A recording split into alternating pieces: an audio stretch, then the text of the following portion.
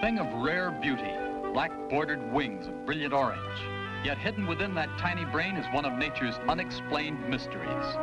Mrs. G.E. Owens of Arlington, Massachusetts writes, "Every year, millions of monarch butterflies migrate from the far north to their ancestral home on the Monterey Peninsula in California. They return even to the same trees. How is this explained?" Well, Mrs. Owens, not until recently has much attention been given to this remarkable insect. But then the Queen of England commissioned Dr. Eckhart, a Canadian zoologist, to study the monarch homing butterfly. By banding the wings, he's been able to learn much of their flight. The glued band sticks together through a harmless hole punched in the wing. Thousands of banded monarchs released from both Monterey in the south and Canada and Alaska in the north have proved beyond any doubt that they migrate unerringly to their original Monterey home, one generation after another.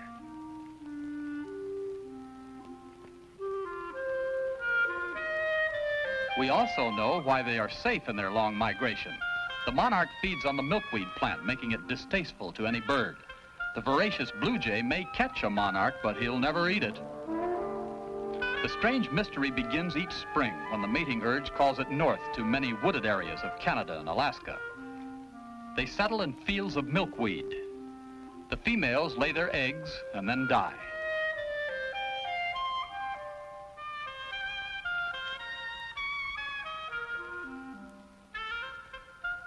Within the period of a month, the eggs hatch. The caterpillars form their chrysalis, and finally, from the chrysalis comes the young monarch.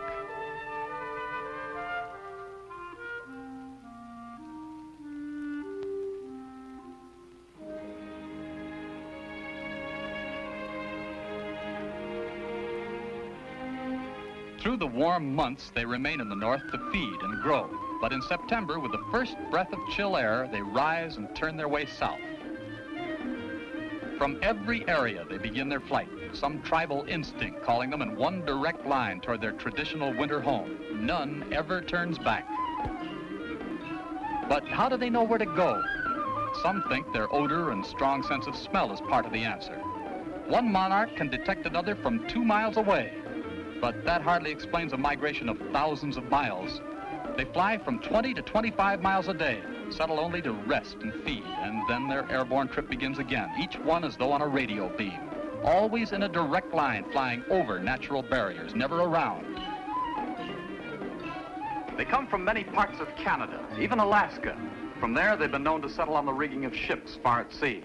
And finally, they converge as though by some preconceived patterns down the Salinas and Santa Clara valleys of California, and prevailing southerly winds aid their flight now as they wing their way directly toward Pacific Grove on the Monterey Peninsula.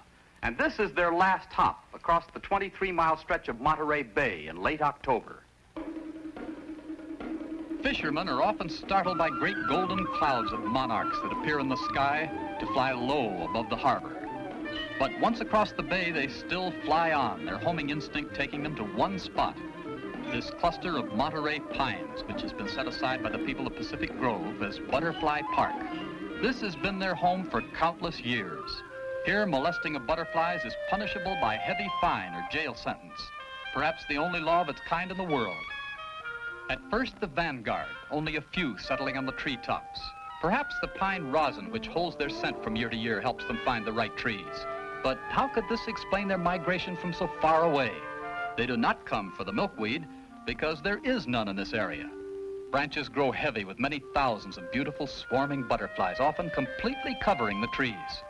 During this time, a gentle rustling is heard as they settle. Then all is quiet. And here they remain throughout the winter.